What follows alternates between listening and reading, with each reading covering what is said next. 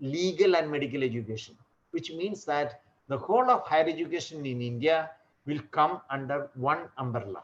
Today, you find that there are many regulatory bodies, 16 or 17 regulatory bodies in higher education, and coordinating the 16 and 17 regulatory bodies itself is a major concern. How do we regulate? How do we coordinate them? So there is a different perception, there is a different conception of the way in which higher education is to be organized in the coming years or in the coming decades in India, And there is another vertical, which is more accrediting body. Although we established accreditation agencies, NAC in 1994, and also we established the National Board of Accreditation, NBA, in 1994. Only very few institutions have got accredited even today. You will find that nearly 33 or 35% of the universities and nearly 20, less than 20% of the higher education institutions, colleges are now accredited. So the accreditation process is very slow. Reasons are many. Although UGC said that they will not give funding or they will not extend funding support to the institutions which are not accredited. But unfortunately, what one is not recognizing with clarity is that out of the 40,000 or so more institutions in India, only 25% or 26% of these institutions are receiving funds from UGC. Or in other words, the capacity of UGC to effectively implement, effectively intervene in the process of accreditation is rather limited. What this new policy tries to do is that making accreditation process easy. Easy does not mean that the quality will be diluted. Please do not make that mistake, Easy, whereby there will be one national accreditation council, an agency at the national level, and there will be several accreditation institutions at the local level, regional level, and at the state level. This is a different way of organizing accreditation processes. And I feel that one of the best examples I know is about the United States, where you find that there is a Council for Higher Education Accreditation, CHEA, which is located in Washington. But there are 40 or 42 accreditation agencies which are licensed or which are recognized by this National Council of Accreditation. I think the situation in India will also be similar. I think we have state councils of higher education, and some of the state councils of higher education are already thinking in terms of developing themselves into accreditation agencies, developing accreditation capacities in these institutions to go ahead with that, So which means that although the organizational arrangement for creating regional institutions of accreditation is not yet finalized, we can think that there will be some ways in which national councils of higher education also maybe, I can only say may, because the final outcome will depend upon what is the document will be what the document will be talking about when we are talking about the implementation strategies, So therefore, there will be a lot of difference that we find in terms of the way that accreditation agencies are organized. A third change is that, the Higher Education Grants Council, HEGC, will be established. And this is also very important to notice. Why? Because Higher Education Grants Council, today, UGC is taking this responsibility of this. And you find that not only one council, but also several ministries are involved in funding, managing, and regulating higher education, like the Ministry of Agriculture or other ministries which are involved in the provision of higher education, etc. This will be brought under one umbrella, and we will try to see that the higher education process of funding will be seen from one unified structure of how the funding will be going to different institutions, etc. And the fourth vertical will be that of General Education Council.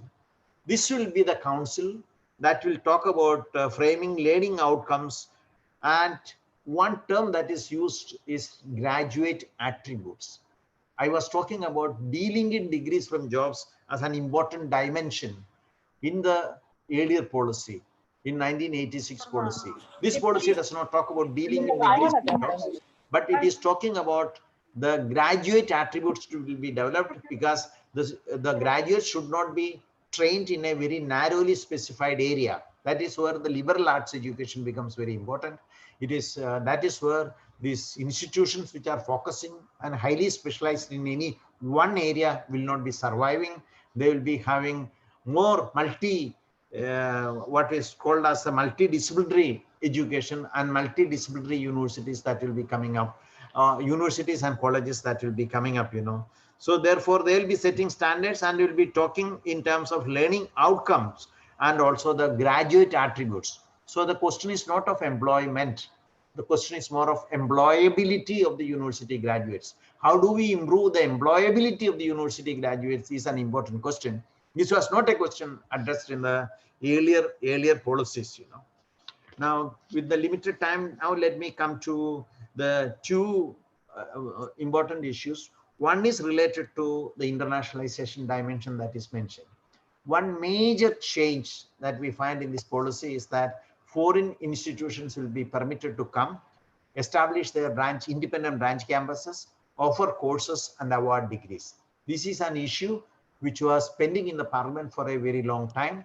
And you find that this bill lapsed in the 1930s, 1912, 13, 14, that region, that range of years.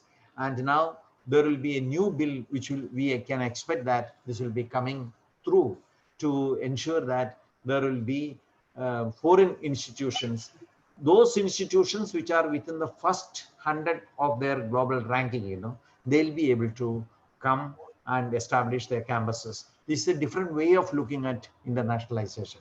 I always feel that we have to talk about internationalization from a different point of view, because 99% of the students in India do not go abroad for studies. So therefore, unless we internationalize our curriculum, the internationalization target and objective will not be very successfully implemented. I can get into some of these issues if there are questions coming, because I don't have time. Let me touch upon one more issue. I mentioned about the role of the public sector and the role of the state. As I mentioned, if you look into the policy, what one finds is that the role of the state as a funding agency is declining, will decline over a period of time. The role of the state as providing framework for action, a framework for management, framework for governance, and framework for defining quality, a framework for setting standards, that will increase. So which is a dramatic change the way otherwise we all used to look into the state to get more funds. Although there is statement that 6% of the GDP will be, or national income will be given for education. This is something that was mentioned in 1968 policy. This was something that was repeated in 1986 policy. And this is something that is repeated even in this policy. We are not sure how far we will be reaching. But the expansion of higher education that has taken place, especially in this century, is not because of the public funding. It is through the private institutions and not relying on the public funding. So the point that I am trying to make is that we had to see the role of the state from a different point of view than the way that we are looking as a funding agency or the major source of funding for expansion of higher education. Friends, I had touched upon only 4 or 5 important, what I consider to be important elements in policy, focusing more on a little bit of higher education and getting into the targets and what does it mean, what are the difficulties in achieving those targets. That doesn't mean that the targets are wrong, but what it means is that we have to put more efforts and more participation, not only at the national level but at the state level, and the remote areas, distant areas needs to be brought into the picture, so that we will be in a position to move towards a more equal society, and education will become one of the strong elements of extending democracy to the remote corners, and it will become one of the strongest elements to fight against marginalization process, and it becomes one of the most important elements to fight against exclusionary tendencies and discriminatory processes that we may come across. So we should make use of our efforts in trying to build an education system which is democratic, which is non-discriminatory, which is non-exclusionary, and which is very, very inclusive. That's a term that is used in the policy. I'll stop here. I can take some questions, as I mentioned to you, Madam Elizabeth.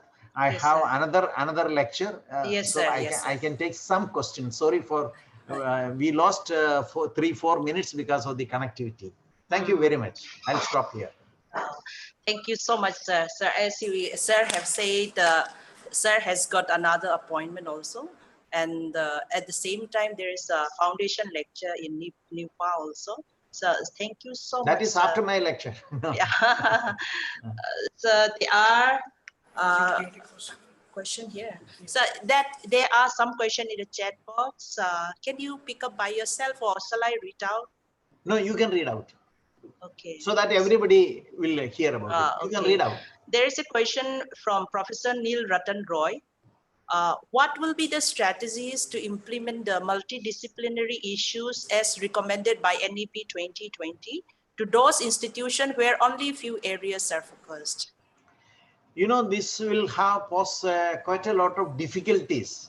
I will not say that stumbling blocks, but it will create a lot of difficulties in many cases, because many institutions, say for example, many teacher training institutions, there are many weird colleges. How they will become multidisciplinary? There are universities which are deemed to be universities. Many of the deemed to be universities are specializing in a very limited subject area. What will happen to those universities? How do we make them multidisciplinary, etc., are issues that needs to be discussed, because we do not have one line solution either from the state or from the central level. That's where this is an issue that will be continuing, and I do not expect that any change, dramatic change, will take place within a year or two, but it will be a slow process, but we'll be moving towards that. Yes, you can go to the next one. So there's another from Pradipta Kumar Patnaik.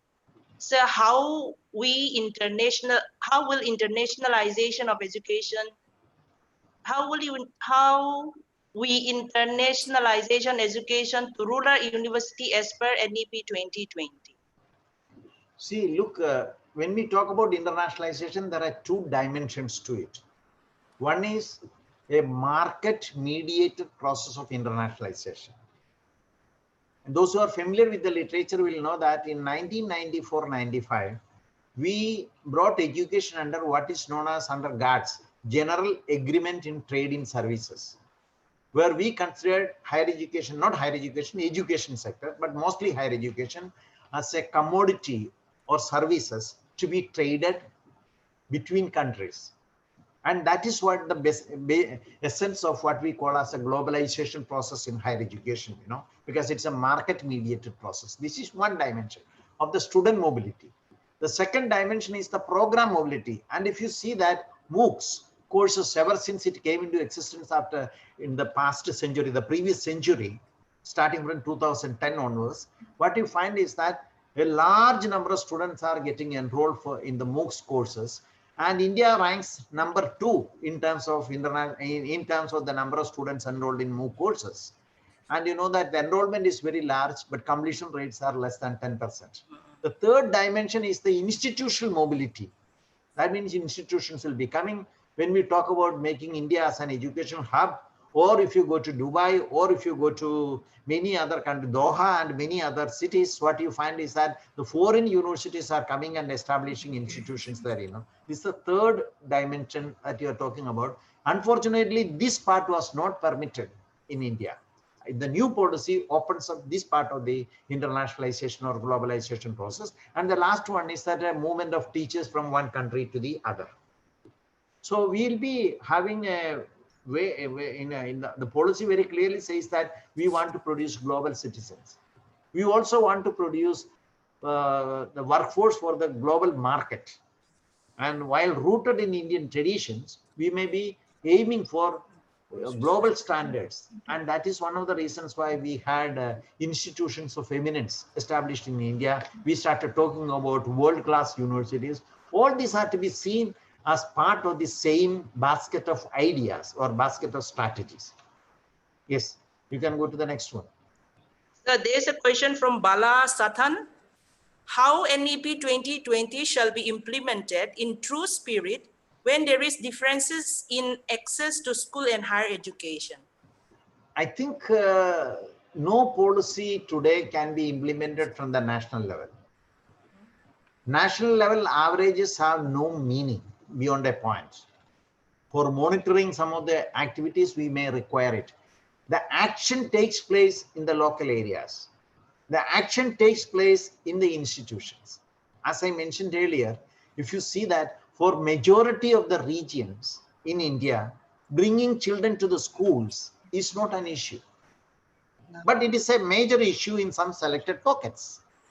And therefore, it is not a question of bringing children to the school. What happens to the children once they are in the schools or once they are in the universities is a major issue. So therefore, there will not be one strategy that we can talk about as a national strategy or a local strategy. Only thing that we can talk about is that it should be seen as a necessary situation whereby it's mandatory for all the people to ensure that their children are in the schools. And that is something that is, when you talk about universalization, not only just to schools, access to not only education, access to quality education, so that we'll be able to talk about equity more in terms of in the learning outcomes rather than at the entry level. That will be the way that new education policy will be unraveling itself. Yes, please. So there is another question from Subhas Kumar Yadav. Policy states that only talented person be able to become teacher. Please elaborate. Only able to become what? Teacher. Teacher, okay. Yes. Please elaborate how a person would leave the post of IAS and would like to become a teacher. Now, let me tell you that everybody has talent. But these talents are not translated into competencies. What the educational system is doing is that the talents are translated into competencies. Even those people who do not come to the schools, they have talents, but they were not trained. And as a result of that, their talents have not been translated into competencies. When you're talking about professionals, either as a teacher or as a doctor or as an engineer, we are talking about their professional competencies. We are talking about their professional competencies because they are educated, they are trained. So the role of education is translating talents into competencies. And the difference that you are talking about today is that, if you go to 4 years, if you stay in a school for 5 years, and if you the NAS survey by the NCERT and also ASER survey shows that they cannot read, the students who continuously attended classes for 5 years cannot read the textbooks of grade 2 and 3. So then what is that? Therefore, the new policy talks about two things. National skill qualification framework, which we adopted in 2013, and linked to that, national higher education qualification framework that will be developed, and what is to be attained or what is to be achieved as learning outcome will be defined in terms of the skills that are identified by this. So national higher education qualification framework will become a norm, which will become the basis for defining the skills and competencies to be achieved at each level. And therefore, it is not a question of IAS people coming becoming teachers. I don't think that if they become teachers, they'll be better teachers than the teachers that we are having in the system. Our teachers in the system after 1989 has to go through NET. And if you look at the percentage of pass percentage at NET, it is less than 5% or less than 6%. So it's also a tough competition that they are going through. Thank you, sir. Sir, can we take one more? One more. Yeah. You can choose the question.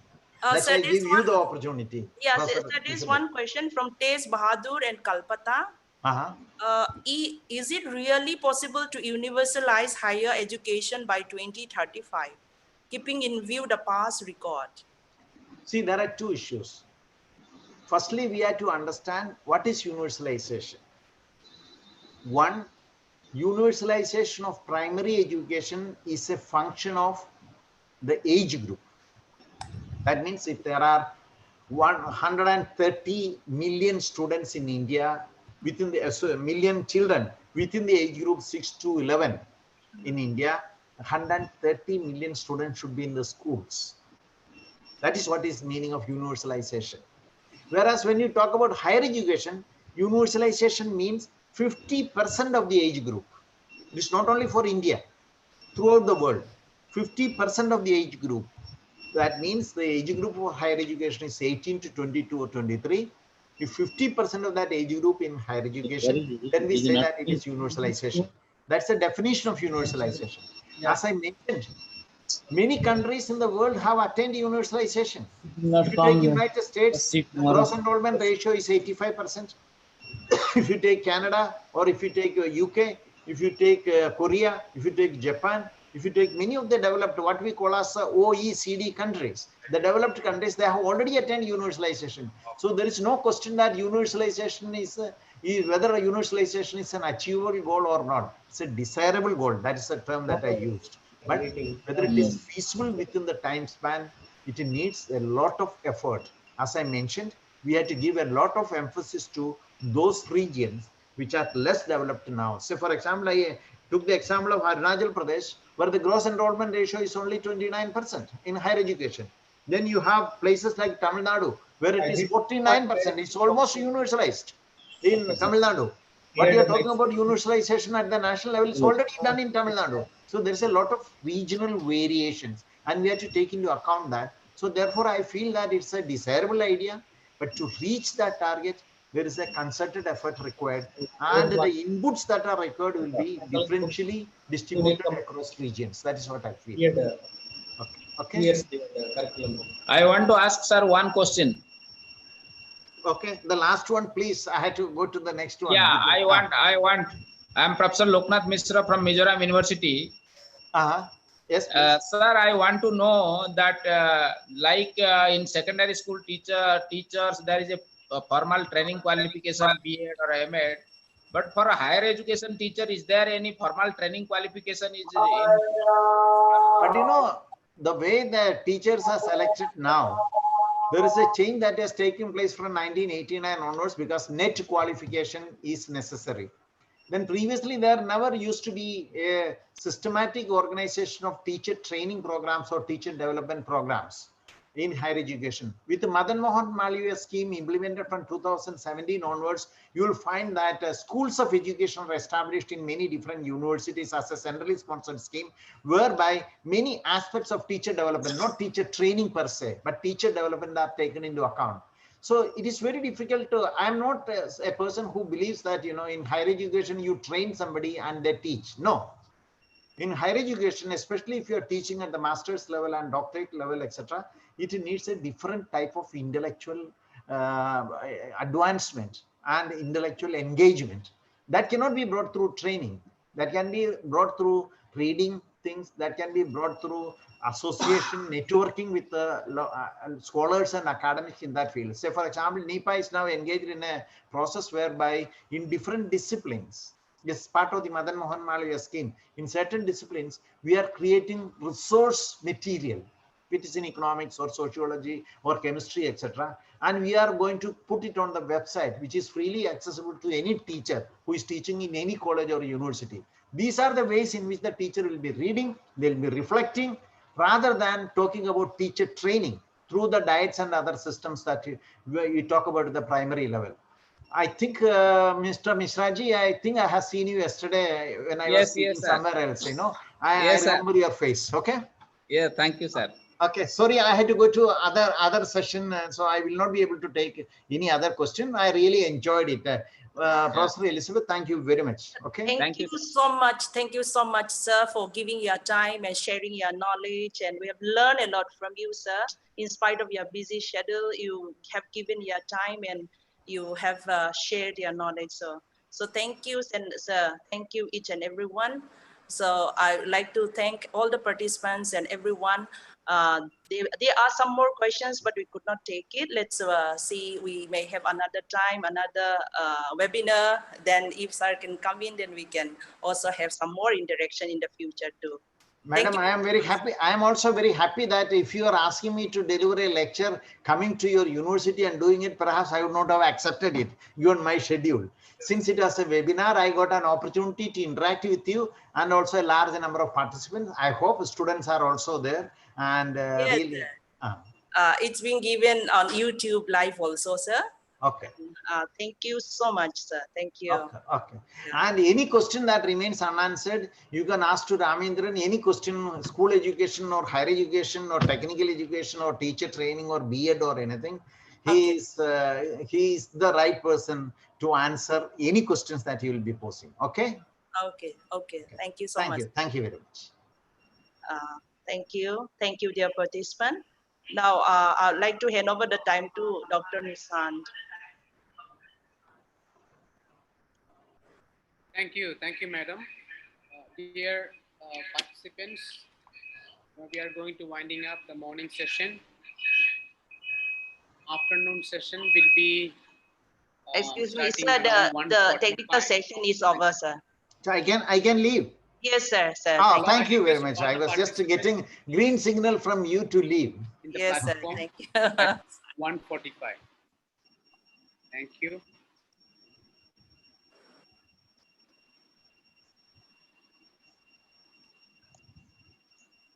Nishant, please carry on.